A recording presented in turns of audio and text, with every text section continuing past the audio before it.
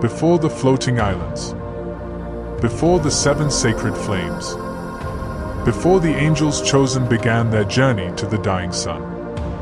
There was another story.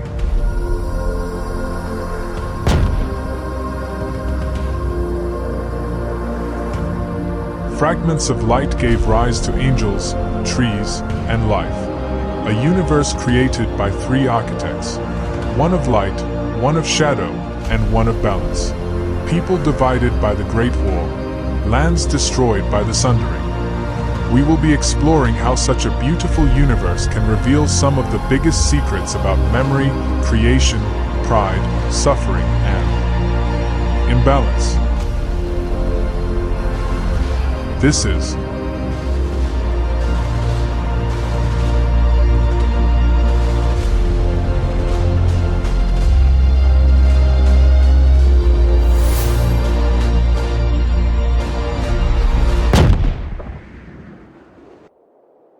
the Great Shrine, a wealth of information for fellow vessels to see.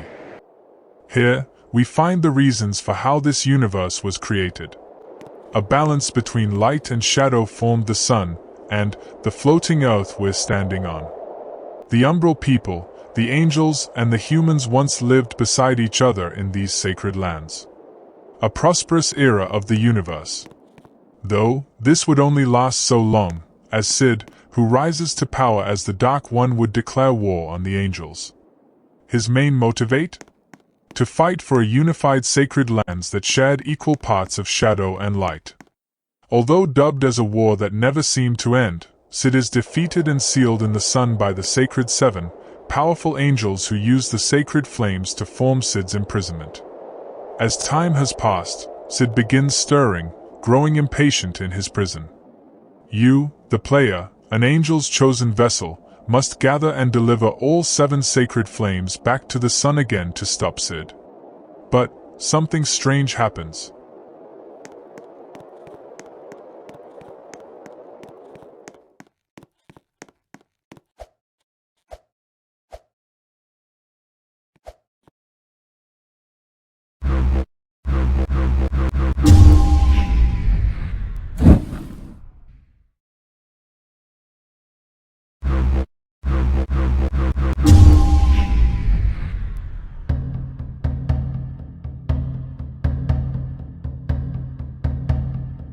Hello, Angels Chosen.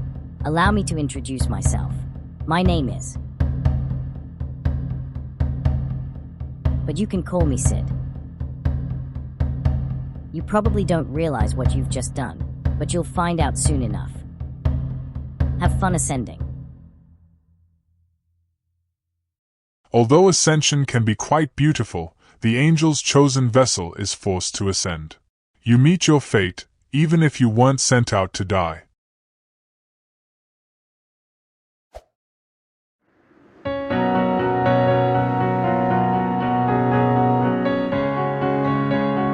Here, we pass through more remains of the ruined lands below. I like to think this is a final memory of what you explored as a vessel before ascending.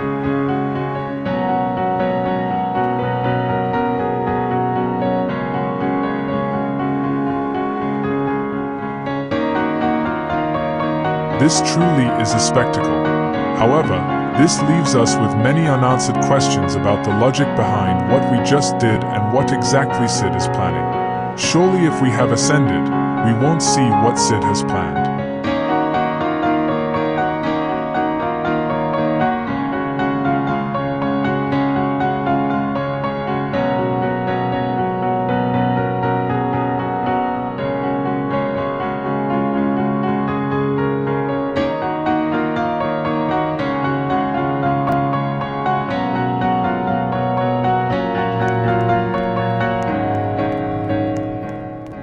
Meet Rufus, dubbed as the second shadow vessel, most likely Sid's right-hand man.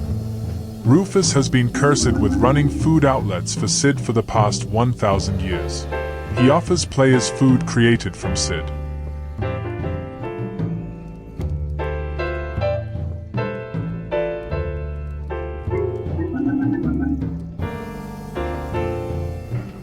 Rufus slides the plate in front of you. You had hoped to never have thought of the word Sid Sprinkles, but here we are. The donut was covered in regular sprinkles as well, of course. Some of them just happened to be staring back with Sid's trademark blank expression. In this diagram at the Great Shrine, we can see Sid in the middle, Rufus on the right, and then a mysterious figure on the left. Her name is Lenora, and we will come back to her later.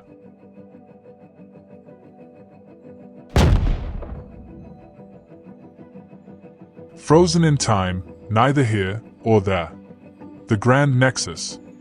Once a central hub for trade and transportation between the different domains of the world.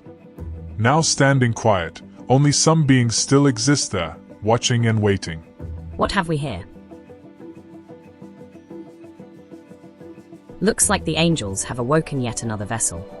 The Sun Domain must be having a rough time. You want to know where you are? How interesting. You're much more chatty than the other vessels. The Lawkeeper. Like Lux and Umbra, he is a being who has survived across ages. Once a servant of Sid, he now dedicates himself to preserving history. His shadow-infused form suggests that serving Sid leaves permanent consequences. Yet he does not portray Sid as a simple monster. Instead, he focuses on preventing history from repeating itself. This implies the Great War was more complex than a battle between good and evil. It was a civilizational mistake. One that the Lawkeeper fears will happen again.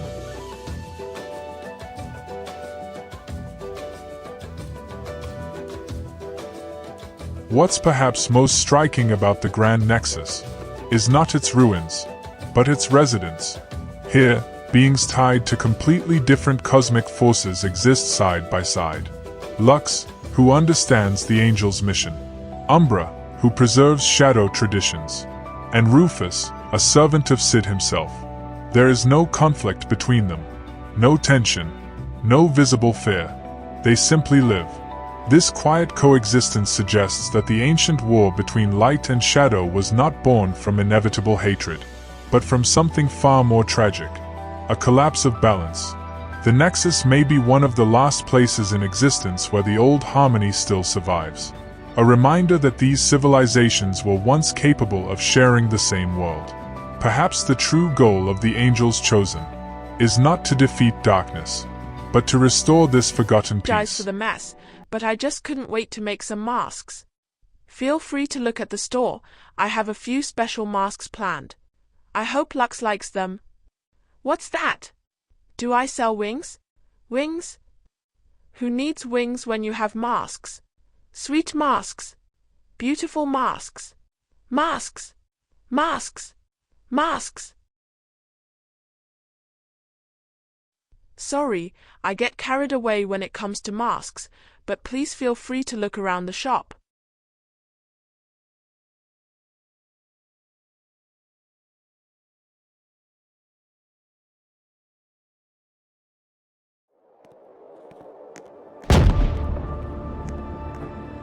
Masks tell stories of the people. First, we begin with 3 schools of belief. Perhaps a network that guided vessels into specialties. We start with the Acolyte of Blue, wisdom and knowledge. Vessels dedicated to history and strategy, the keeper of the archives. Next, the Acolyte of Green, courage and healing. Guardians of nature, spiritual sustainers who ensure agricultural rituals are performed, sacred animals are protected, and they have strived to find new, innovative ways to use nature for the creation of energy and transference of energy. Finally, the Acolyte of Red, power and strength, representing the frontline defenders and warriors of the Sun Domain. Vessels like Ray, the third vessel, were most likely part of this faction, maybe even Arctic A's warriors and friends. These masks confirm that vessels had ranks, they had personalities, and they had legendary individuals who served as leaders of these schools. The masks also reveal more about the most important vessels to have lived in the universe. Lilith, the fifth vessel, formed with a mixed origin, we can speculate she was most likely formed from both angel and shadow. This confirms vessel creation was experimental and she was the first attempt to form a balanced vessel, rather than one formed from only one origin. With Ray also holding a special ability, it seems each of the 7 original vessels were created singularly with an already pre-planned construction. Maybe they were designed to clone the Sacred 7. Lilith's story doesn't stop there. A second hybrid is revealed as Yen. We know very little about her, but we can confirm she came after Lilith. Perhaps Lilith was a symbol of inspiration that hybrids are possible. So, Yen is born. In a universe divided by the sun and the moon, such beings represent more than anomalies. They may be bridges. Evidence that the separation between civilizations was never absolute. If Lilith was the first to embody this unity, then Yen may represent its continuation. Perhaps hybrids could travel between these domains and resist corruption. Even survive the sundering. They symbolize what this universe is missing.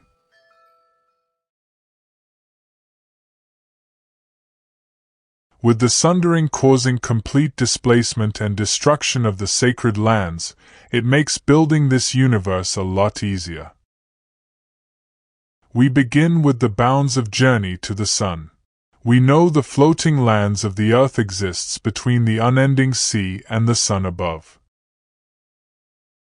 Once you ascend, we can then also confirm the grand nexus and perhaps some form of ascension domain exists above the floating earth.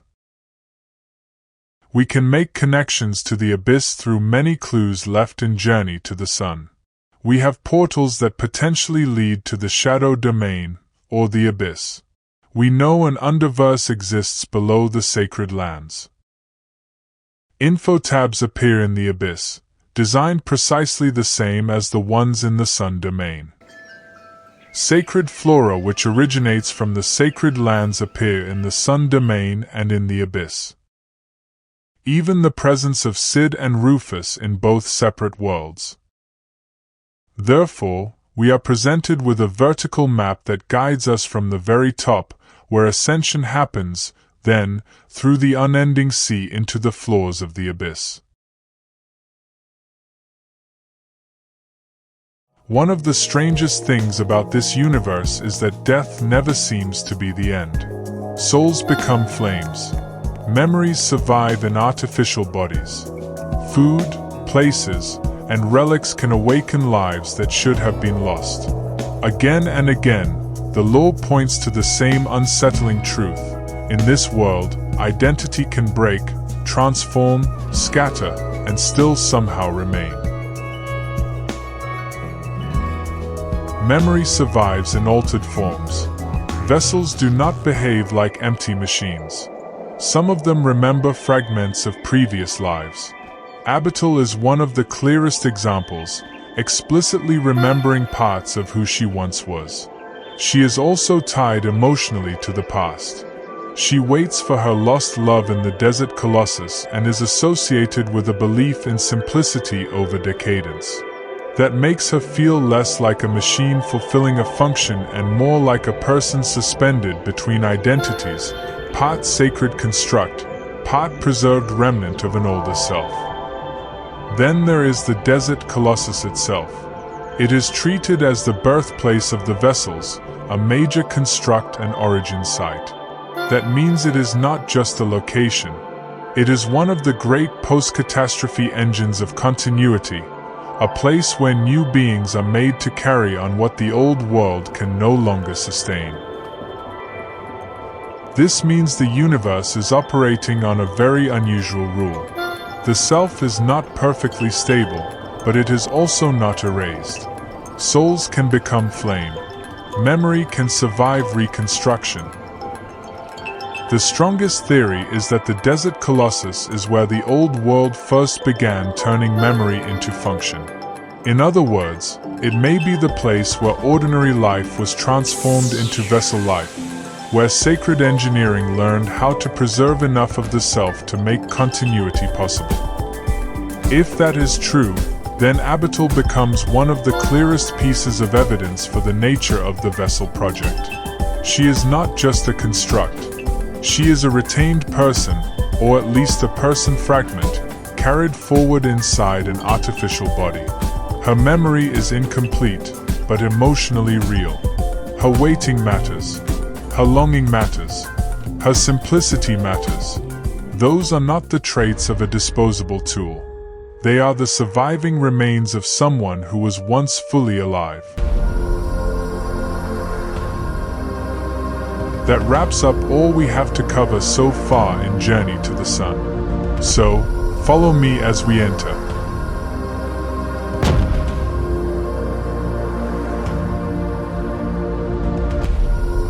The Abyss is not just a cave system.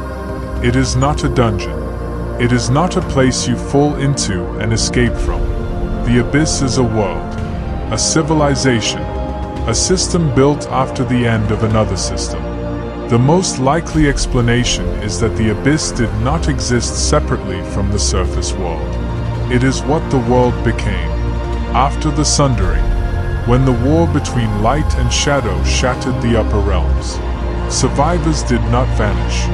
They went down, into the underverse, into the depths, and over time, those depths became something new. If JTTS shows us the ruins of the old world, Abyssal shows us what came after.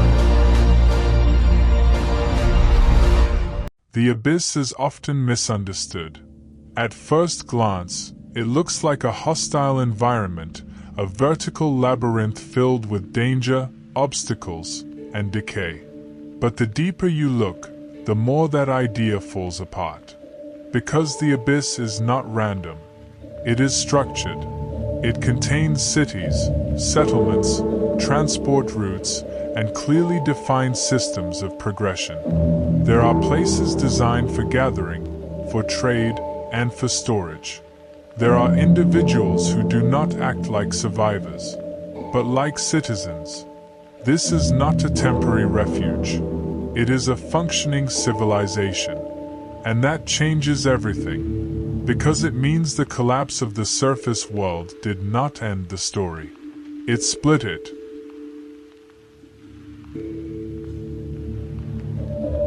To understand the Abyss, we have to return to the moment everything broke. The Great War between light and shadow was not just a conflict between opposing forces. It was a destabilization of the entire system that held the world together. The sun, the domains, the balance between opposing energies, all of it began to fail. And then came the Sundering. Not a single explosion, not a single event, but a cascading collapse. Land fractured. Systems failed. The sun began to die. And whatever structure once kept the world stable was gone. At that point, survival on the surface was no longer sustainable. So people moved. Not upward. Down. The Underverse, once just a network of caves and mines, became the only viable path forward. And over time, it transformed. From tunnels, into infrastructure. From refuge, into civilization. The Abyss is not separate from the surface world. It is what the world became, after it could no longer exist as it once did.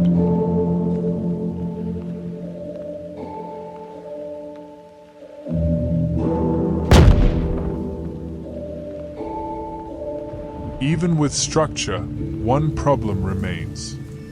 How do you move forward when the world itself is broken? The answer, in both worlds, is the same. You create something new. On the surface, that answer was the vessel. Constructed beings designed to carry flame, preserve memory, and maintain what remained of the old system. In the Abyss, the answer is different. But the idea is identical. Abyss walkers.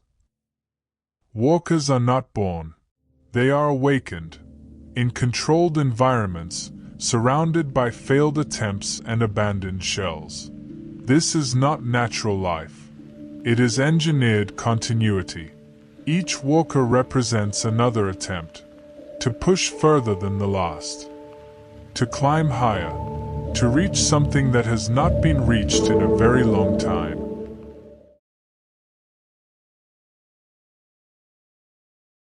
But the abyss does not just solve survival through action. It solves it through memory. Because no matter how many walkers are created, they will fail, they will fall, and without something to preserve their experience, the system would reset to zero every time. That is where witnesses come in. They do not die when the walker dies. They persist, carrying knowledge forward. In a world where individuals are expendable, memory becomes sacred. The abyss does not prevent loss. It ensures that loss is never meaningless.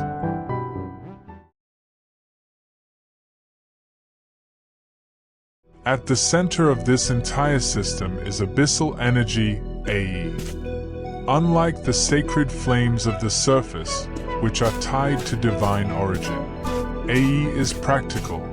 It powers movement, enhancement, access, progression. It is both a resource and a language, a way the abyss measures advancement and survival, where the surface world depended on a dying Sunday. Let's take a look at the power of abyssal energy. You can unlock accessories to create new identities for your vessel. You can rewind time if you miss a jump. You can even use special abilities. But, to use this energy correctly, we need a little friend.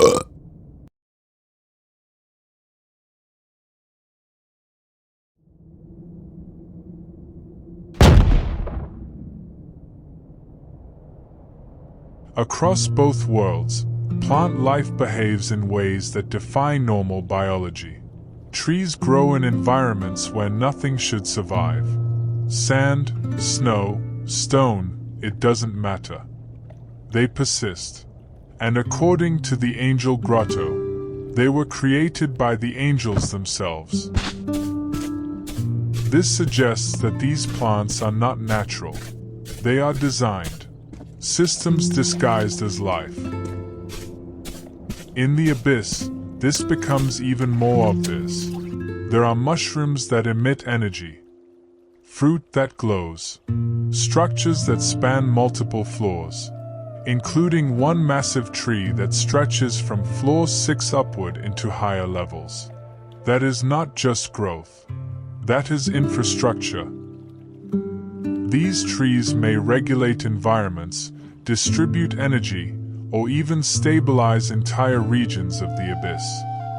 And then there is something even stranger. The idea that plant life can begin to resemble Lenora. If true, this suggests that plants in this universe are not just biological systems, but carriers of identity, memory, presence, which would mean that life, in this world, does not just grow. It persists.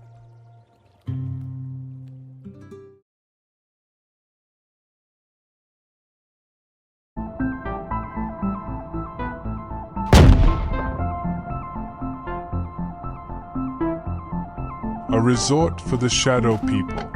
Perhaps another sign of Sid's love for games. Hello, welcome to Lenora Resort. How can help? This Lenora Resort used to be Sid, but he gone, now just Lenora. No worry, new leader, new fun. Lenora Resort for celebration, relaxation, and stuff. Please enjoy stay, work hard to keep place fresh. Here, Shadow has history. Cities like Tenebria, structures like the Temple of Twilight, figures like Lenora. These are not anomalies. They are remnants of a civilization that once stood alongside the rest of the world. Shadow was never just destruction.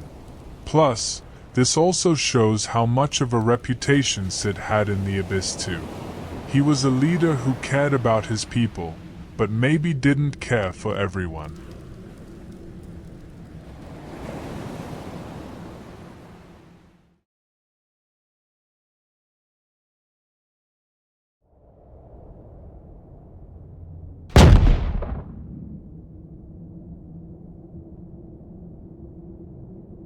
The thick, lethal darkness of the abyss. Miasma shares traits with abyssal energy. It stores itself in nature. It can power the structures in the reservoir we see here.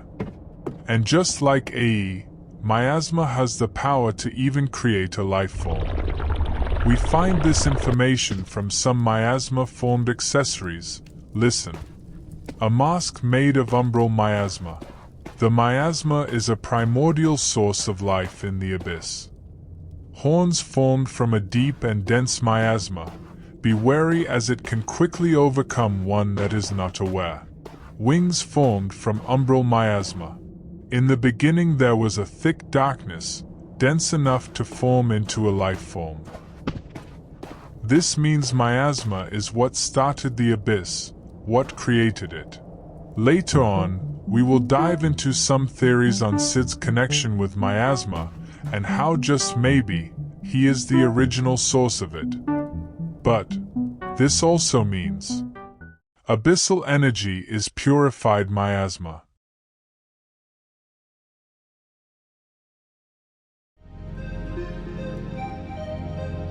Welcome to what I like to call. This is where I believe miasma is constantly being cured into abyssal energy. The core purifies the energy and then others distribute it.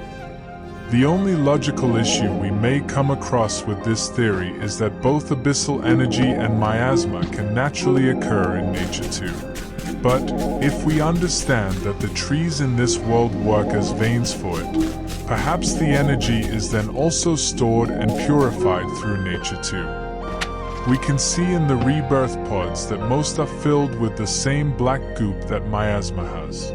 Perhaps this goop is molded into the vessel's shape and then purified and awoken into a walker. We can see it much clearer from this crushed walker.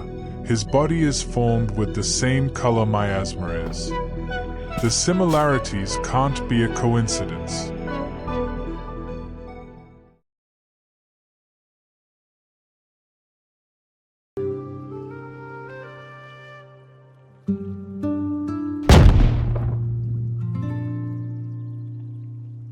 The Tower of Wisdom reveals something critical. Beneath the domains, there is an unending sea, a vast body of water stretching below the entire world. And yet, the abyss does not flood. Water appears suspended, contained, held back by invisible barriers. The same structures seen throughout the abyss itself.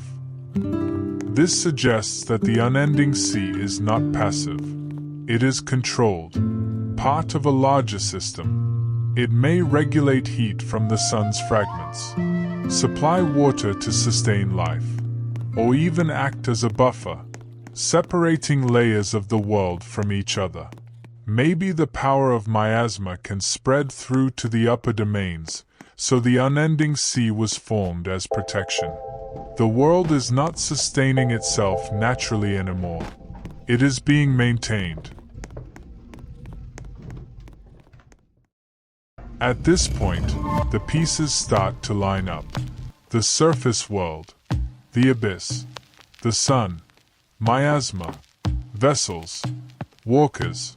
They don't contradict each other. They mirror each other. The strongest interpretation is this. This universe was never built on a single system. It was built on two. One system of light, and one system of shadow. The surface world is powered by light. The sun generates energy. Angels create life. Trees sustain ecosystems. Sacred flames store power. Everything is structured, ordered, and dependent on a single source. The abyss is powered by something else entirely. Miasma, a primordial darkness capable of forming life itself. Unstable, chaotic, but incredibly powerful. And instead of rejecting it, the Abyss learned to control it.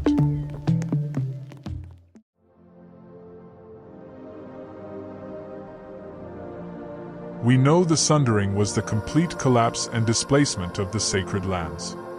The word sunder meaning to split apart. And funnily enough, it usually refers to after a great war. This is what happened. Light and shadow went to war, Sid was sealed by the Sacred Seven, and this entrapment of shadow caused balance to be destroyed, therefore, the universe is sundered. I believe the unending sea is a barrier to protect what is left of the domains from Miasma. There is also an end to the sea. The question is, what could be there? Sid has always been treated as the villain, but the deeper you look, the less that holds up. He is not the Great Dark One. He is not the origin of the collapse. He is something else. Sid may be what happens when raw shadow is given form. A being that exists without needing control, in a world that depends on it. Everything Sid does points to one goal. Not control. Not conquest. Collapse. Because the world that exists now is artificial. Held together by failing systems. Maintained. But not truly stable. The surface is dying. The abyss is surviving. But neither is complete. So Sid may be trying to do the one thing no one else will. End it. So something new can begin. And as for Floor 8? That's all I know. Powering down.